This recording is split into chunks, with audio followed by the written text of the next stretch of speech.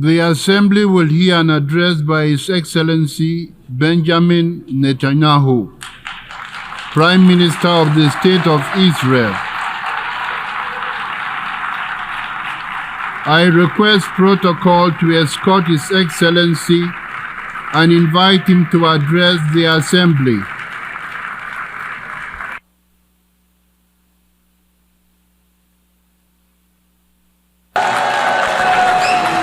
Order, please. Ladies and gentlemen, order.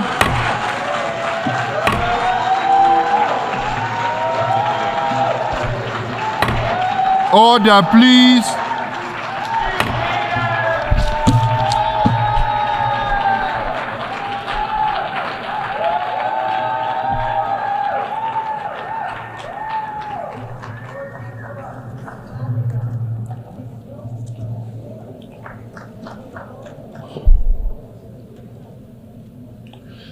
Mr. President,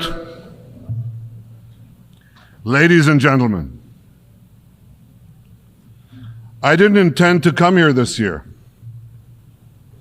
My country is at war, fighting for its life. But after I heard the lies and slanders leveled at my country by many of the speakers at this podium, I decided to come here and set the record straight.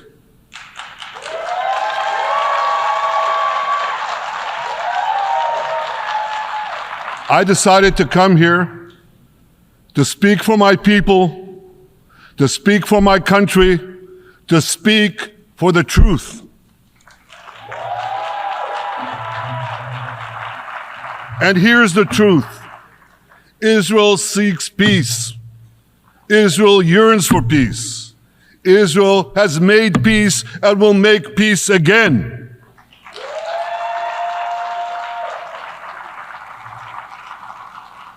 Yet we face savage enemies who seek our annihilation, and we must defend ourselves against these savage murderers. Our enemies seek not only to destroy us, they seek to destroy our common civilization and return all of us to a dark age of tyranny and terror. When I spoke here last year, I said we faced the same timeless choice that Moses put before the people of Israel thousands of years ago. As we were about to enter the Promised Land, Moses told us that our actions will determine whether we bequeath to future generations a blessing or a curse. And that is the choice we face today. The curse of Iran's unremitting aggression, or the blessing of a historic reconciliation between Arab and Jew. In the days that followed that speech, the blessing I spoke of came into sharper focus. A normalization deal between Saudi Arabia and Israel seemed closer than ever. But then came the curse of October 7th. Thousands of Iranian-backed Hamas terrorists from Gaza burst into Israel in pickup trucks, on motorcycles, and they committed unimaginable atrocities. They savagely murdered 1,200 people. They raped and mutilated women. They beheaded men. They burned babies alive.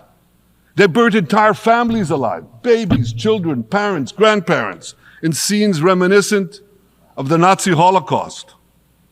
Hamas kidnapped 251 people from dozens of different countries, dragging them into the dungeons of Gaza. Israel has brought home 154 of these hostages, including 117 who returned alive.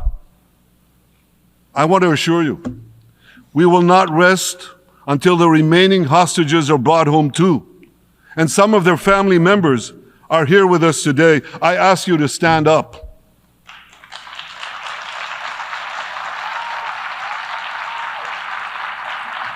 With us is Eli Stevie, whose son Idan was abducted from the Nova Music Festival. That was his crime.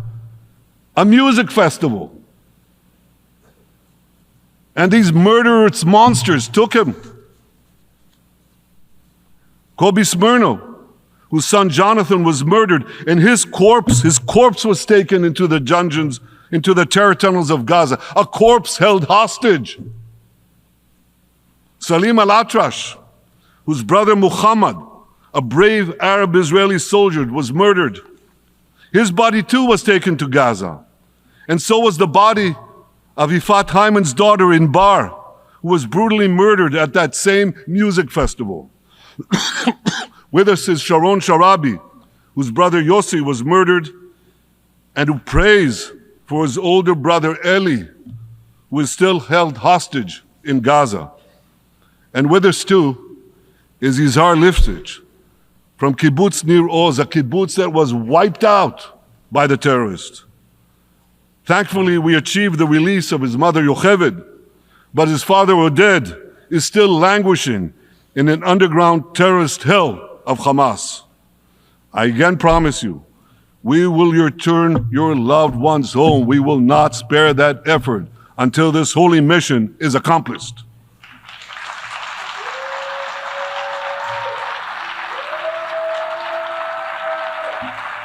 Ladies and gentlemen, the curse of October 7th began when Hamas invaded Israel from Gaza, but it didn't end there.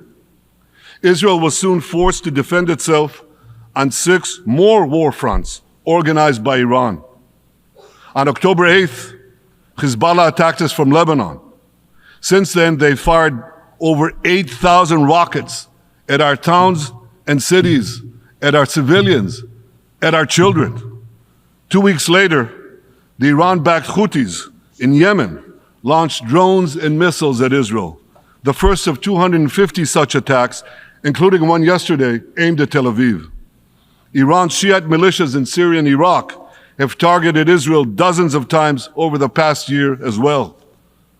Fueled by Iran, Palestinian terrorists in Judea and Samaria perpetrated scores of attacks there and throughout Israel. And last April, for the first time ever, Iran directly attacked Israel from its own territory, firing 300 drones, cruise missiles, and ballistic missiles at us.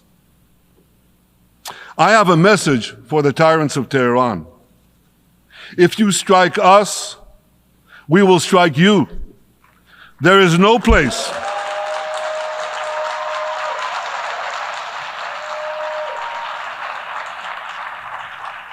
There is no place in Iran that the long arm of Israel cannot reach. And that's true of the entire Middle East. Far from being lambs led to the slaughter, Israel's soldiers have fought back with incredible courage and with heroic sacrifice. And I have another message for this assembly and for the world outside this hall. We are winning.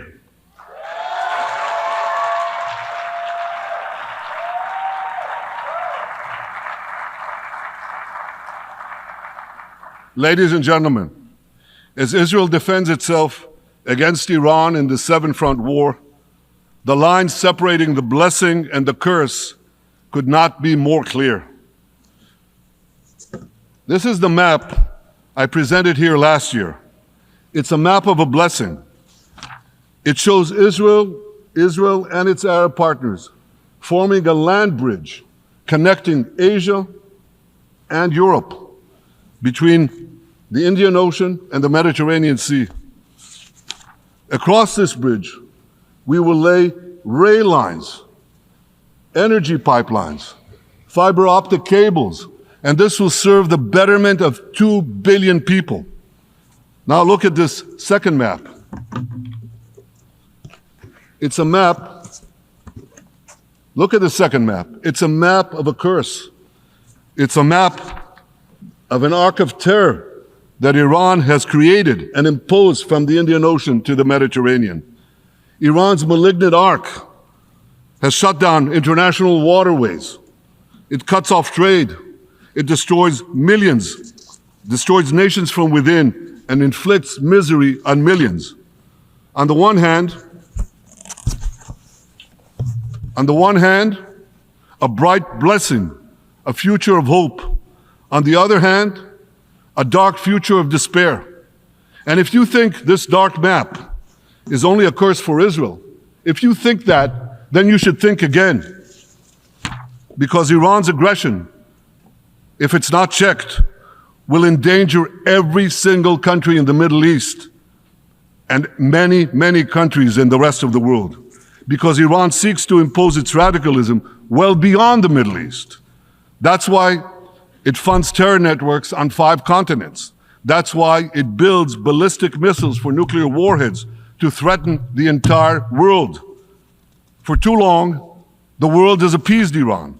It turns a blind eye to its internal repression. It turns a blind eye to its external aggression. Well, that appeasement must end. And that appeasement must end now.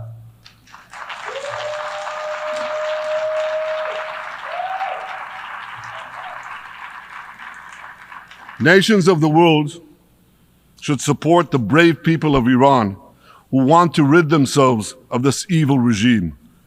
Responsible governments should not only support Israel in rolling back Iran's aggression, they should join Israel.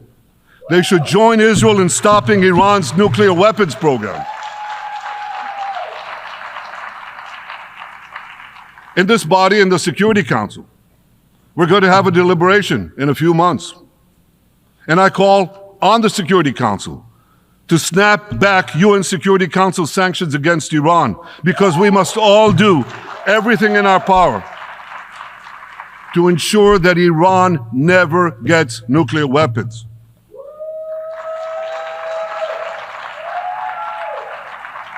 For decades, I've been warning the world against Iran's nuclear program. Our actions delayed this program by perhaps a decade, but we haven't stopped it.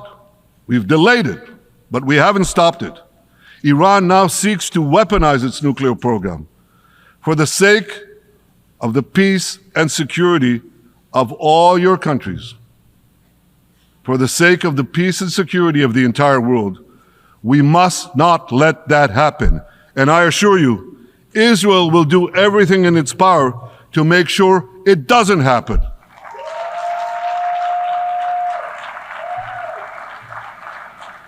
So, ladies and gentlemen, the question before us is simple. Which of these 2 maps that I showed you will shape our future?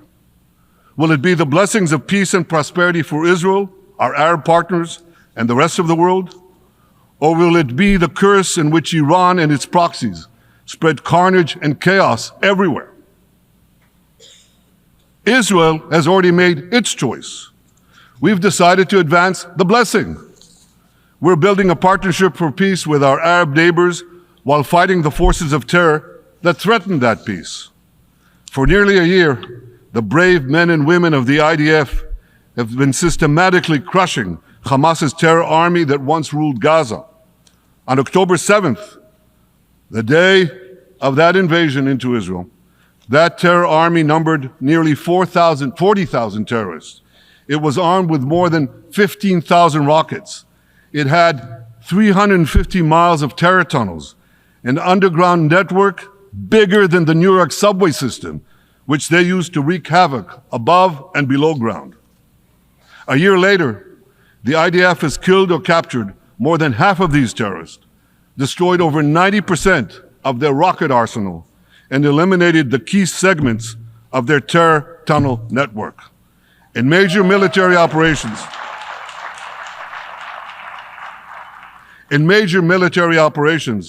we destroyed nearly all of Hamas's terror battalions, 23 out of 24 battalions. Now, to complete our victory, we are focused on mopping up Hamas's remaining fighting capabilities. We are taking out senior terrorist commanders and destroying remaining terrorist infrastructure. But all the while, and I'll say this one more time, we remain focused on our sacred mission, bringing our hostages home, and we will not stop until that mission is complete. Now, ladies and gentlemen, even with Hamas's greatly diminished military capability, The terrorists still exercise some governing power in Gaza by stealing the food that we enable aid agencies to bring into Gaza. Hamas steals the food, and then they hike the prices. They feed their bellies, and then they fill their coffers with money that they extort from their own people. They sell the stolen food at exorbitant prices. And that's how they stay in power. Well, this too has to end, and we're working to bring it to an end.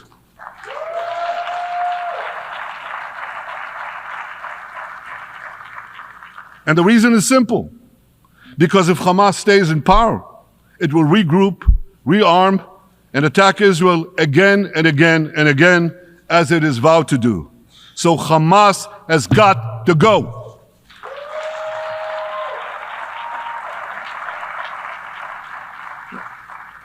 Just imagine, for those who say, well, Hamas has to stay, it has to be part of a post-war Gaza. Imagine, in a post-war situation in World War II, imagine allowing the defeated Nazis in 1945 to rebuild Germany. It's inconceivable. It's ridiculous. It didn't happen then. It's not going to happen now.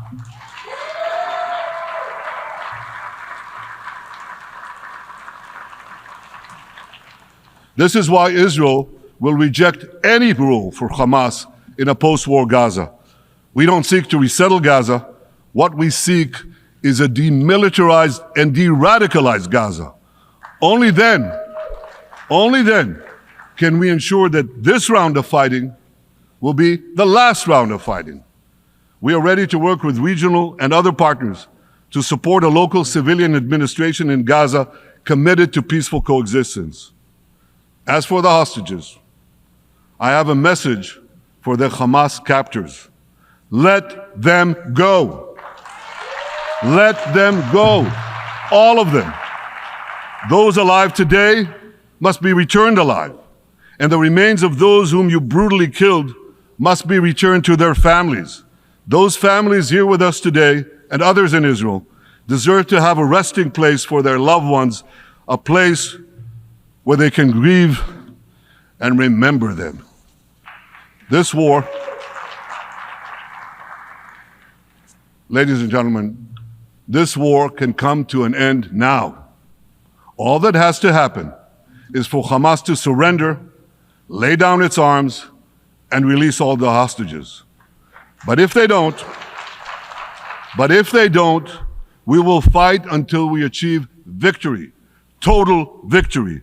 There is no substitute for it.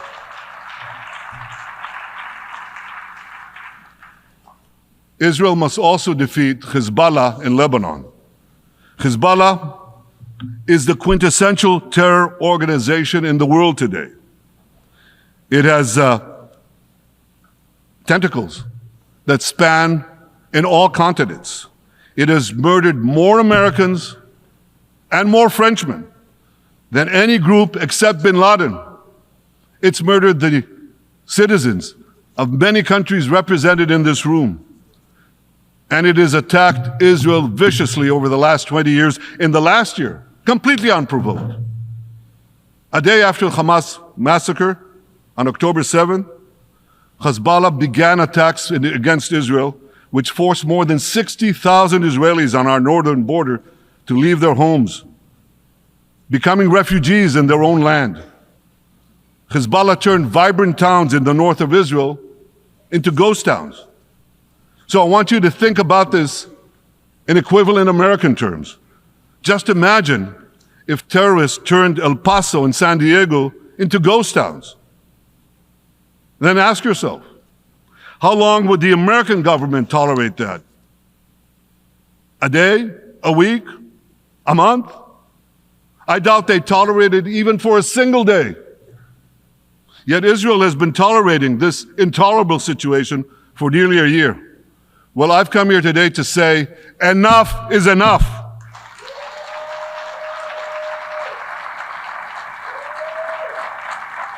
We won't rest until our citizens can return safely to their homes. We will not accept a terror army perched on our northern border, able to perpetrate another October 7th style massacre. For 18 years, Hezbollah brazenly refused to implement UN Security Council Resolution 1701, which requires it to move its forces away from our borders. Instead, Hezbollah moved right up to our border. They secretly dug terror tunnels to infiltrate our communities and indiscriminately fired thousands of rockets into our towns and villages. They fire these rockets and missiles not from military sites, not from that. They do that too.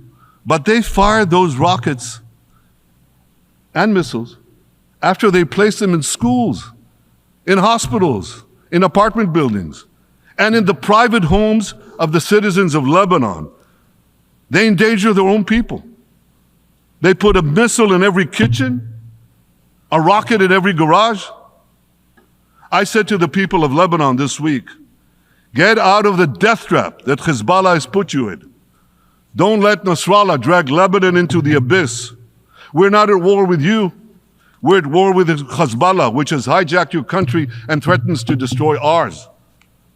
As long as Hezbollah chooses the path of war, Israel has no choice, and Israel has every right to remove this threat and return our citizens to their homes safely. And that's exactly what we're doing.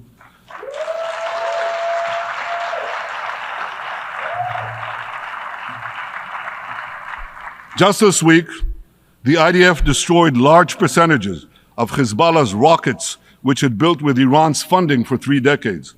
We took out senior military commanders who not only shed Israeli blood, but American and French blood as well. And then we took out their replacements, and then the replacements of their replacements. And we'll continue degrading Hezbollah until all our objectives are met.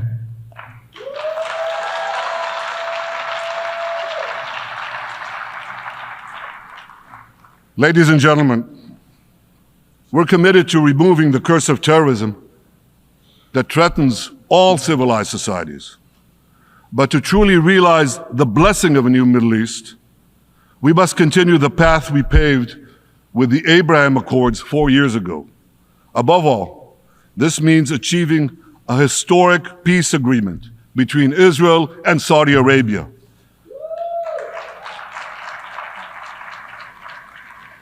And having seen the blessings that we've already brought with the Abraham Accords, the millions of Israelis who've already flown back and forth across the Arabian Peninsula, over the skies of Saudi Arabia, to the Gulf countries, the trade, the tourism, the joint ventures, the peace, I'd say to you, what blessings such a peace with Saudi Arabia would bring. It would be a boon to the security and economy of our two countries. It would boost trade and tourism across the region. It would help transform the Middle East into a global juggernaut. Our two countries could cooperate on energy, water, agriculture, artificial intelligence, and many, many other fields. Such a peace, I'm sure, would be a true pivot of history. It would usher in a historic reconciliation between the Arab world and Israel, between Islam and Judaism, between Mecca and Jerusalem. While Israel is committed to achieving such a peace, Iran and its terror proxies are committed to scuttling it. That's why one of the best ways to foil Iran's nefarious designs is to achieve the peace. Such a peace would be the foundation for an even broader Abrahamic alliance. And that alliance would include the United States, Israel's current Arab peace partners, Saudi Arabia, and others who choose the blessing of peace. It would advance security and prosperity across the Middle East and bring enormous benefits to the rest of the world. With American support and leadership, I believe this vision can materialize, and much sooner than people think. And as the Prime Minister of Israel, I will do everything in my power to make it happen. This is an opportunity that we and the world should not let go by.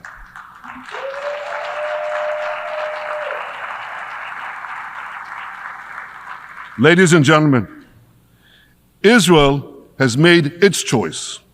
We seek to move forward to a bright age of prosperity and peace.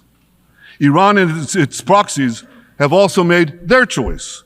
They want to move back to a dark age of terror and war.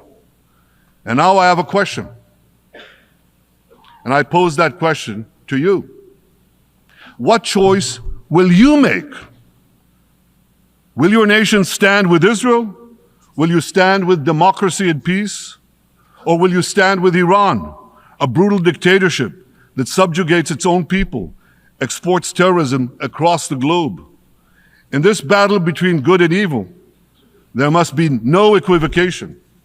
When you stand with Israel, you stand for your own values and your own interests. Yes, we're defending ourselves, but we're also defending you against a common enemy that through violence and terror seeks to destroy our way of life. So there should be no confusion about this. But unfortunately, there is a lot of it in many countries and in this very hall, as I've just heard. Good is portrayed as evil, and evil is portrayed as good.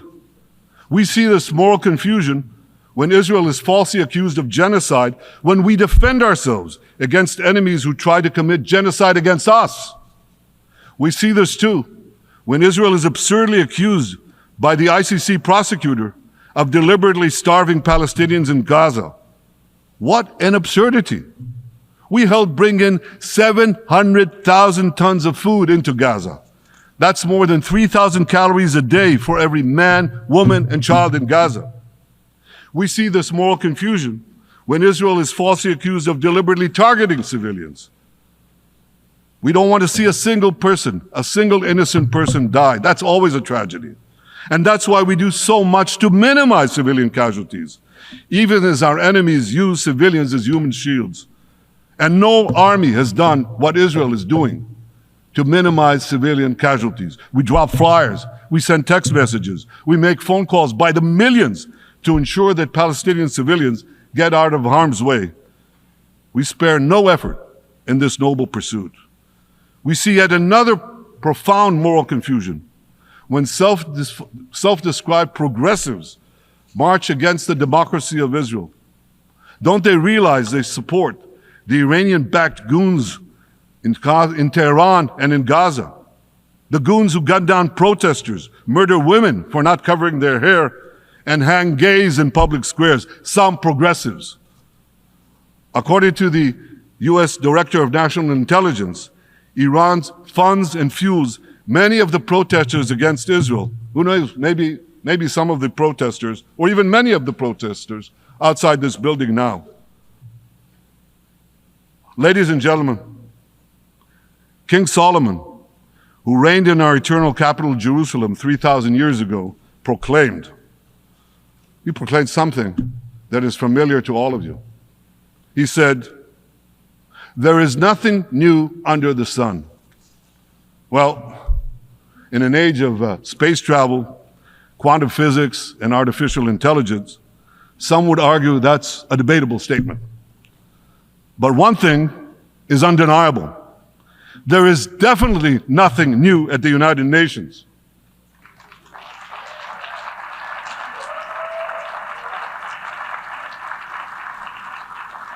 Take it from me.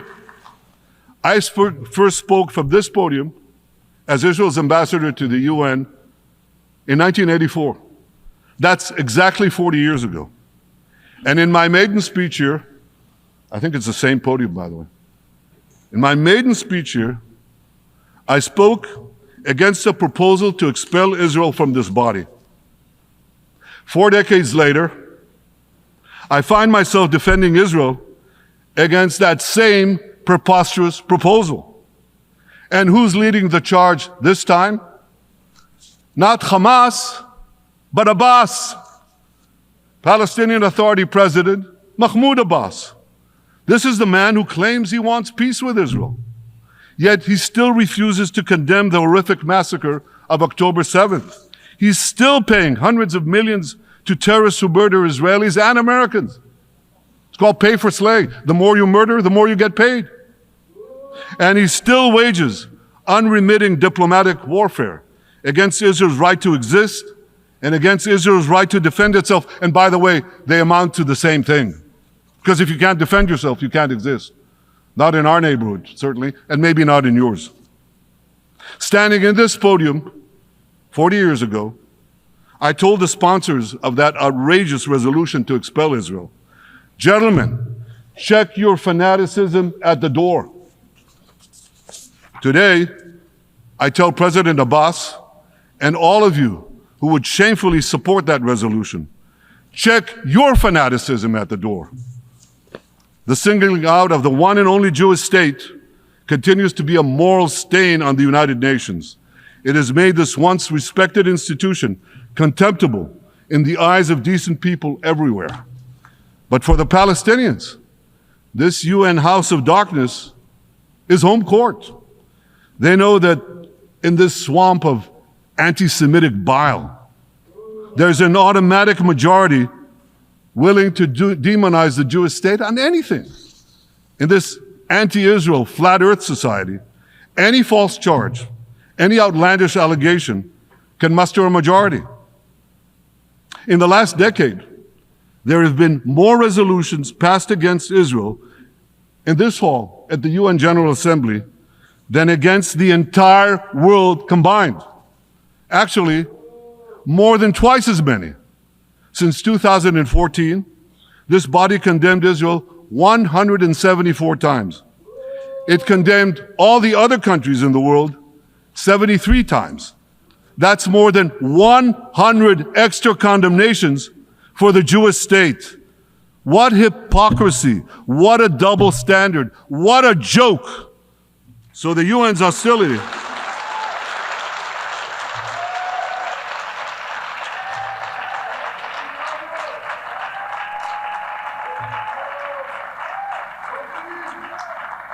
So all the speeches you heard today, all the hostility directed at Israel this year, it's not about Gaza. It's about Israel. It's always been about Israel's very existence.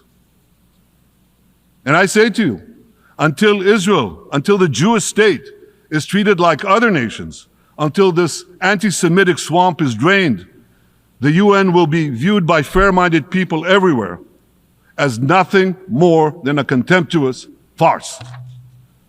Now, given the anti-Semitism at the UN, it should surprise no one that the prosecutor at the ICC, one of the UN's affiliated organs, is considering issuing arrest warrants against me and Israel's defense minister, the democratically elected leaders of the democratic state of Israel. The ICC prosecutors rushed to judgment.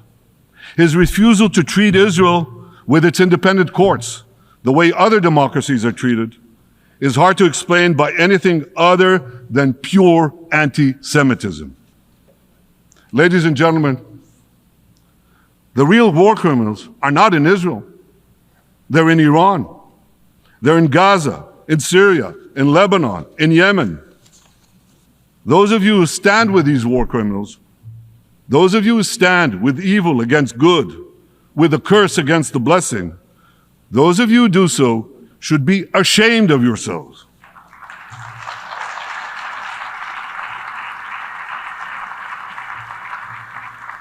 But I have a message for you. Israel will win this battle. We'll win this battle because we don't have a choice. After generations in which our people were slaughtered, remorselessly butchered, and no one raised a finger in our defense, we now have a state. We now have a brave army, an army of incomparable courage, and we are defending ourselves.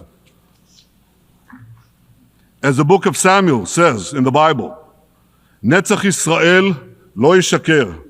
The eternity of Israel will not falter.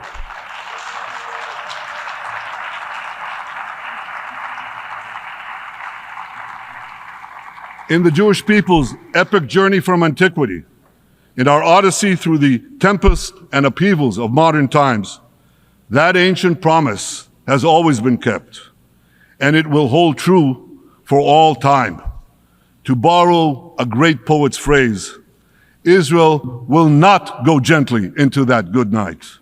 We will never need to rage against the dying of the light, because the torch of Israel will forever shine bright.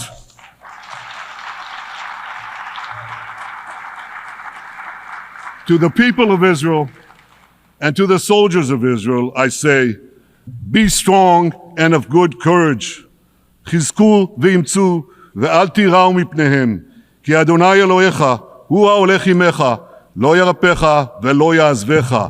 Am Yisrael Chai, the people of Israel live, now, tomorrow, forever. Thank you.